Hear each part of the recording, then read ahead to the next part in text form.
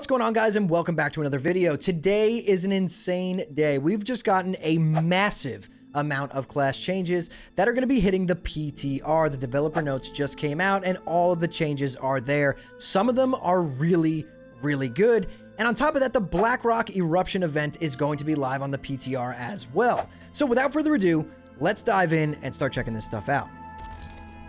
All right, so we're over here on Wowhead. We have Season of Discovery, Phase 4, PTR development notes, Blackrock Eruption, class changes, and general PTR adjustments. So scrolling down, we have a big blue post here. So the testing focus. We've made a number of adjustments to classes since our previous release, and we are continuing to review feedback. We encourage you to test the new changes and continue to provide commentary in this forum. We greatly appreciate all the feedback we've received so far. This week, we've also significantly buffed Testwork's health and damage to allow the fight to last around twice as long and to put a bit more pressure on healers and tanks for better test data. Please give him a try, which we will be doing. Tonight, we will be going live and testing all of these new classes out on the PTR. So lastly, we are also enabling the Blackrock Eruption events on the PTR to allow players to test that as well. You can find more information about the Blackrock Eruption below. So the Blackrock Eruption, for anyone who doesn't know, is the event that you're seeing that's going to be pretty much within Blackrock Mountain. So let's start reading. So occurring every 2 hours starting at midnight, the Blackrock Eruption event will occur. While the event is active, additional spawns and environmental hazards will occur in Searing Gorge. This will be expanded to Burning Steps as well in a later update. Players will gain access to new daily quests at Thorium Point. Players will also receive a large bonus to honor gained while inside of the Blackrock Mountain. Conversely, players will gain no honor from World PvP while in Searing Gorge or Burning Steps while the event is active. So basically what they're saying here is while the event is active, you will not be gaining honor, but while the event is not active, players will receive a large bonus to honor gained while inside Blackrock Mountain. So they're kind of leaning in to that Blackrock Mountain like OG vanilla World PvP, which is really awesome. A developer note here stating, the intention of this event is an optional activity for players to do each day to earn additional Thorium Brotherhood and Hydroxian Waterlord reputation, should they choose to do so, as well as create a flashpoint for World PvP focused on the interior of Blackrock Mountain. We've listened to a lot of player feedback around the World PvP and these type of events, and while PvP can and should occur on a PvP server, we are going to heavily incentivize you move your conflicts inside the mountain itself while the event is active, with a sizable honor buff inside the mountain. So even while the event is active, you're gaining increased honor inside the mountain. You just won't gain honor outside of the mountain while the event is active. Ultimately, this content is meant to be a lightweight optional activity for players can participate in, the supplemental endgame reputation gain, and gain a bit of gold with very modest daily investment of time, as well as to give us a reason to recreate some of the epic battles that we all remember so well inside of Blackrock Mountain, as if we needed a reason. I think this is great. Let me know what you guys think down in the comments below. This event sounds really good. It kind of sounds like they took what they learned from STV and the Ashenvale event, kind of smushed them together and made something a little bit better. I like this, that if you're inside the mountain, you're getting bonus honor. If the event is going on, there's really no reason to World PvP outside of the mountain because you won't get honor. So that's really nice. And you're getting a little bit of daily quest there to get some more gold and some, Thorium Brotherhood and Hydroxian Waterlord reputation. So scrolling down, we have general PTR adjustments, template characters. All class template characters have been updated to account for the changes below. Class templates have also been updated to have access to all available flight paths. Several classes were missing weapon skills or access to weapons themselves. This has been corrected. If that is you, in that case, if you're one of those classes, you will need to recreate your character to pick up these fixes. As for vendors on the PTR, we have vendors have been updated with a few additional consumables. Vendors have been updated to add any new skill books that were added since the previous round of PTR. Newly created template characters will already have these learned. And as for the test work changes, which is the test boss on the PTR, the base damage has been increased by 50%, hateful strike damage increased by 75%, and health has been doubled. So getting into the class adjustments, let's take a look here. This is going to be a lengthy section. I'm sorry, this is going to be a long video, guys, so I'm going to add chapters. Feel free to skip around. But let's read the developer notes here. Developer notes on tanks. We've made an adjustment to allow each tank's primary AoE ability to hit a larger number of targets, in most cases 10 or more. Going into Season of Discovery, we hope to maintain some of the rewarding gameplay and challenge that tanks faced in original WoW and keep AoE threat a bit lower relative to newer versions of WoW. But as time has gone by, our perspective on this has changed for SOD, as damage-dealing classes have gained more AoE tools and damage in general. As a result, we've decided to open up each tank's class's AoE capabilities a bit more. Many groups may find that large pulls in Season of Discovery with the higher damage that creatures deal, particularly at or near level 60, to be quite deadly. So a good strategy and plan for CC is still recommended in most dungeons. Thank you all for your feedback on this so far. Okay, so basically they're saying here that they're trying to make tanks have a little bit more AoE threat. This wasn't the initial view of this, but going forward, like, all of these classes have tons of AoE now at this point, so it kind of makes sense, and I think that's a pretty good change. So for Druids, changes on the PTR are: the Fury of Stormrage rune now states that it allows the use of Wrath while in Tree of Life form, so you can now use Wrath in Tree of Life. Nourish now benefits from the improved regrowth talent and benefits from healing effects that interact with regrowth. They fixed a bug enabling efflorescence ticks from being able to be critically hit. Illune's Fires now extends the duration of Moonfire and Sunfire up to its initial duration, but there's no longer a limit on the number of refreshes per ability. Moonkin Form now provides the Druid with 2 spell power per the Druid's character level and allows Insect Swarm, Moonfire, and Sunfire's damage over time effect to critically hit. That is huge. All of those dots can now crit for Boomkin, so that's really interesting. Dream State tooltip updated to reflect that it only triggers from non-periodic critical strikes. And Improved Swipe now increases the maximum targets on Swipe Bear form to 10 targets as well. So that's really good there. A lot of good Druid changes. I'm actually really curious to see if that affects Boomkin's DPS quite a bit. That's a pretty nice change, so we're going to have to wait and see. I can't wait to get on this PTR, actually. For Hunters, not too much here. The Heart of the Lion aura no longer cancels itself after a few seconds of being active. Fixed an issue where the stables preventing Hunter pets from being able to be stabled or summoned on the PTR. So nothing really, no class changes there, just some bug fixing. For Mages, the Hot Streak rune has now been moved to the Helm slot, and the Rewind Time rune has been moved to the Wrist slot. As for Priests, Vampiric Touch now gains properly additional benefits from the following talents: Blackout, Shadow Affinity, Shadow Focus, Shadow Reach, Darkness, Martyrdom, and Inner Focus. I'm not a Priest player, so I'm really not 100% sure how big that is. The only one that I know there is Blackout, and that's the stun. But I'm assuming this is a really good change. Any Priest players in the chat, drop some comments down below. Let me know how you're feeling about these Priest changes. We also have for Priest, Pain and Suffering has been adjusted. Mind Blast, Mind Spike, and Mind Flay refresh the duration of one of your Shadow Word, Pain, Void Plague, or Vampiric Touch abilities on the target to its maximum duration. The ability with the shortest remaining duration will always be the one refreshed, so that's really nice.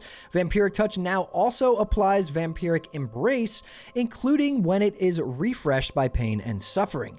The curse debuffs cast by Eye of the Void no longer have a cooldown, and Mind Seer now also damages the primary target. So again, I'm not a Priest player, but these changes are looking really good for Shadow Priests. So Shadow Priest players in the comments, let me know how this is for you, if you're excited about this. I don't know much about Priest. It's like the one class I really never played, but it looks pretty good judging by these changes.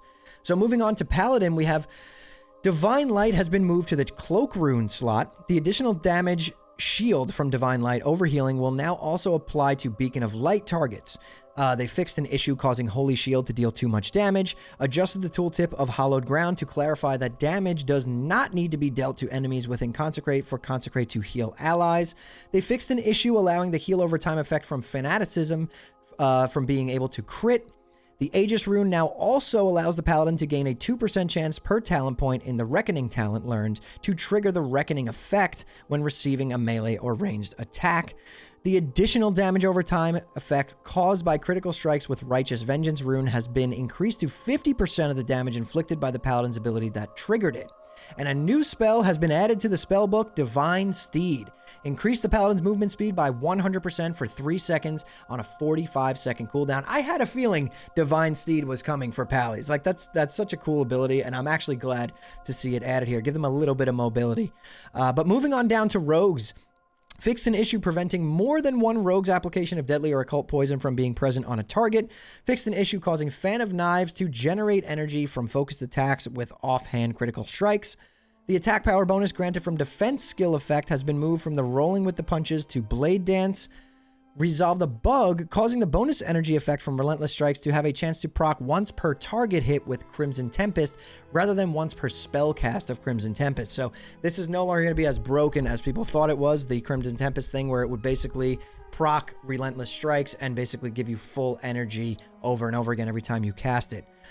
Poison Knife now refunds 5 energy per number of stacks of deadly or occult poison on the target. Shuriken Toss now grants 1 combo point per enemy hit, and a 30-second cooldown has been added.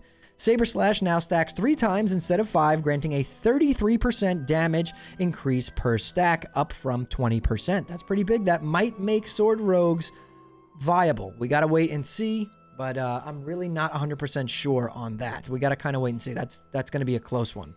And the developer notes under the Rogue section stating, we had an issue in the previous PTR build that the Saber Slash changes that came via hotfix in 1.15.2/phase 3 were missing. This adjustment re-implements those changes into 1.15.4 phase 4 and improves the usability of Saber Slash as a further adjustment. So moving on to Shamans. Shamans, while using the Shield Mastery rune, the attack power bonus granted from defense skill is now triggered by the use of Flame Shock. The attack speed bonus granted by two-handed weapon specialization rune after landing a melee attack on an enemy with a two-handed weapon equipped has been increased to 50%. Maelstrom weapon now has a significantly higher chance to proc with two-handed weapons equipped. Molten Blast can now hit up to 10 targets, and the maximum rank of all weapon imbues now has a 1-hour duration. So it looks like some two-handed changes there for Shaman. Not sure if that would help them kind of compete with dual wield, but again, we're going to have to wait and see. And last but not least, my two favorite classes, we have the Warlock and the Warrior. Starting off with the Warlock, the Felguard has gained a Demonic Frenzy ability, causing the Felguard's melee attacks to grant 5% additional attack power for 10 seconds, stacking up to 10 times. So Felguard gained a huge buff there. Soul Siphon now grants Drained Soul up to a 300% increased damage when targets are below 20% health.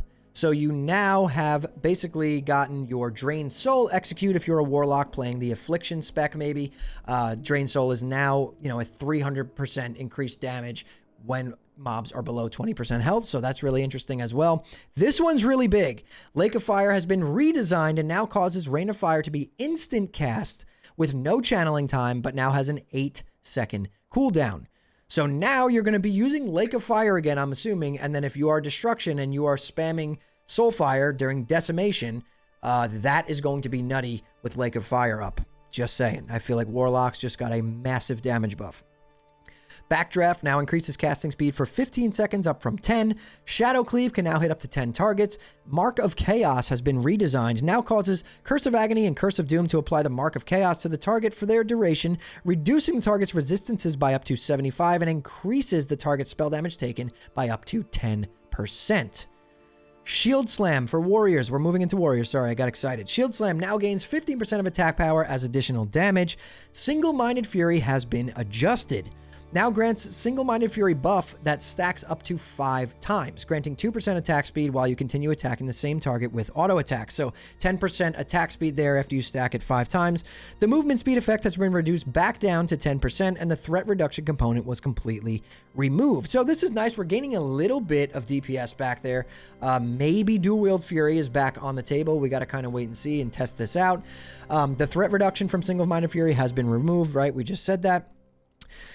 An additional effect has been added to Gladiator Stance to increase rage regeneration when attacking a target that is not actively attacking the warrior. Thunderclap can now hit 10 targets, and a new ability has been added via the spellbook called the Valor of Azeroth. Valor of Azeroth grants all party and raid members 1.5 times the warrior's level in attack power, melee and ranged, and 5% crit chance to all spells and attacks. This is not cumulative with Rallying Cry of the Dragon Slayer, with a developer note stating, we are trying a rather radical new change to essentially allow warriors to provide themselves and raid members with a Dragon Slayer light buff, in case they or other raid members don't have or have unfortunately lost their world buffs. Warriors in particular gain a massive amount of power from world buffs, and the class can feel a lot less satisfying without them. So while this won't raise a warrior's overall maximum throughput, it should help bring the floor up in situations where warriors have to go without world buffs. This is an experimental change for the PTR, and we may remove or iterate on this before Phase 4 releases.